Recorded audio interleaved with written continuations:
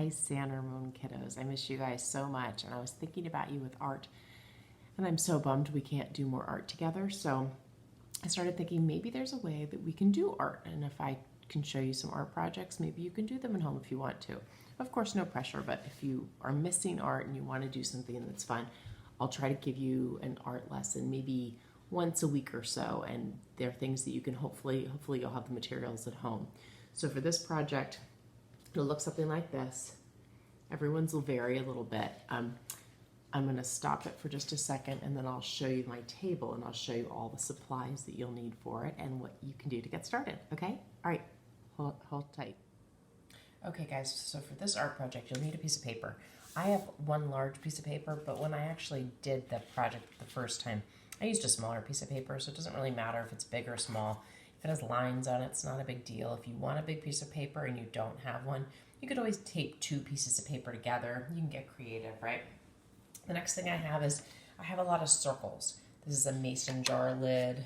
This is a coaster. I have a little bowl that I found in my kitchen, a really little bowl in my kitchen, a bigger bowl from my kitchen, the outside of the mason jar lid, a water bottle top, and a speaker. Anything I could find that was round, I chose. Now, when you're going around your house, you have to check in with your folks and make sure that it's okay that you use the round items. I don't want you using something they say, no, you're not supposed to use that for art. All right, so I don't want you to get in trouble. The next thing you'll need is maybe some markers of some sort. I have my little container markers here, or I have crayons. Here are my crayons. They're crayons. Also, you could use watercolors if you want to. So what you're going to start with is you're going to start by making lots of round circles, and you're going to overlap them. Okay, so here I'm going to make I might do one really big one, because I think that would be kind of fun to then have a lot of little circles going into it, right? And then maybe I'll do my coaster, and I just keep drawing these circles. Now, if you're in TK or K, and it's hard for you to trace like this, maybe you have an older brother or sister at your house who can help you trace. Or maybe your parents can help you trace. My hope is that whatever you do, you can do most of this on your own, and it doesn't have to be perfect. Like that circle, my bowl just moved, so it's not perfect. I'm just going around. It does not have to be totally perfect. You're just going to do the best you can, and you're going to fill your entire paper with circles. Do you see how I'm intentionally overlapping mine? Can you guys see that pretty well? It's a little dark. Maybe I'll start using a marker for mine. I have a marker here somewhere. There it is. I think what I'm going to start doing is using a marker so you guys can see it better, but I don't recommend you guys using the marker at the beginning, especially if you're using things like glass bowls, because the marker might stain on the bowl. But the idea is you really want to overlap it so you have lots of circles going into each other. It makes it more interesting to look at. You're going to have lots of little spaces to color in, which is ultimately going to be more fun. Okay, so I'm going to now trace the ones that I've already done so that you guys can see them better. And you'll fill up your entire paper with circles. So right now I'm not going to make you sit here and watch me do the entire paper, but that's what you'll do on yours. You go all the way around as carefully as you can. I'm messing up a little bit because I'm in a funny position. All the way around. Cool thing. Do you see how I have all these little tiny areas I've created now for my circles? And that's sort of where the fun is. That one's a little too big there.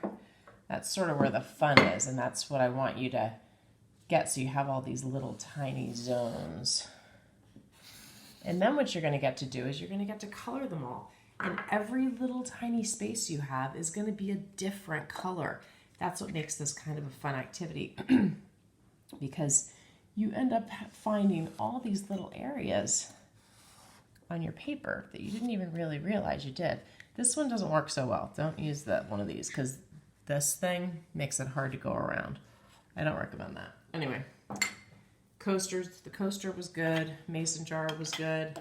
I do like the big bowl too. I think the big bowl makes it a little easier, and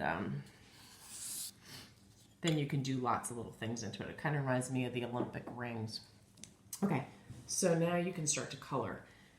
Now, what I was thinking was, younger guys, you can do anything you want, any color that you think looks pretty, and obviously anybody can do that.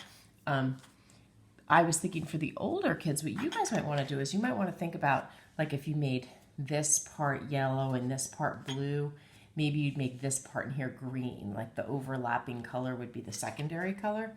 You can think about secondary colors that I know you know about. Try to imagine the color wheel in your head, and you could think about complementary colors. Remember, the complementary color for purple is, I don't know what it is. Complementary color for purple is yellow, so maybe you want to put yellow next to purple. If you put in blue, do you remember what the complementary color for blue is?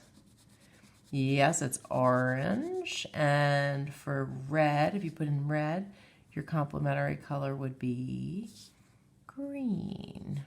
Maybe you want to do warm colors and then cool colors as the one that goes into it. Or maybe you want the whole thing to be cool colors or warm colors. You decide. You guys know a lot about color now. Don't forget that you know. Don't forget all the stuff you know, because you know a lot of information about these things. So use what you can and really try to make your piece as cool as you can do. So now this one I'm using crayons. On this one here, I used watercolors for these. So if you have watercolors at home and you like playing with those, you could use that. And you could also use, I think markers would work really well too. So there you have it. There's an idea.